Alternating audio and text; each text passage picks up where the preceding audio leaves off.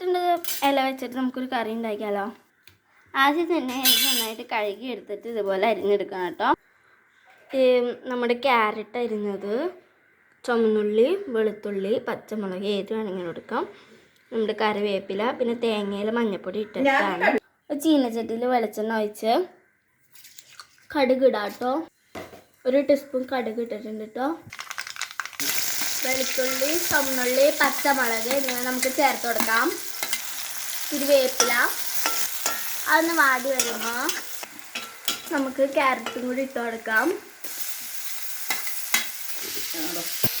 നമുക്കിത്തിരി ഉപ്പിടാം. എന്നിട്ട് നന്നായിട്ട് അടച്ചിട്ട് ഒന്ന് അടച്ച് വയ്ക്കാം. ക്യാരറ്റ് ഒന്ന് വാടി വരുമ്പോൾ അരിഞ്ഞ് വെച്ചിട്ടാണ് നമ്മുടെ ക്യാരറ്റിൻ്റെ ഇലയും കൂടെ അതിനകത്ത് ഇട്ട് കൊടുക്കാം. നന്നായിട്ടൊന്ന് മിക്സ് ചെയ്യാം. നമുക്കിതൊന്ന് അടച്ച് വയ്ക്കാം കേട്ടോ. ഇടയ്ക്ക് ഒന്ന് തുറന്നിട്ട് ഇളക്കി കൊടുക്കാം.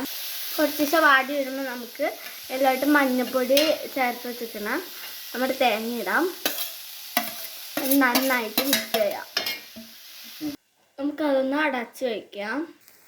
നമ്മുടെ രുചികരമായ ക്യാരറ്റിൻ്റെ ഇലത്തോരൻ ഇവിടെ റെഡി ആയിട്ടുണ്ട്.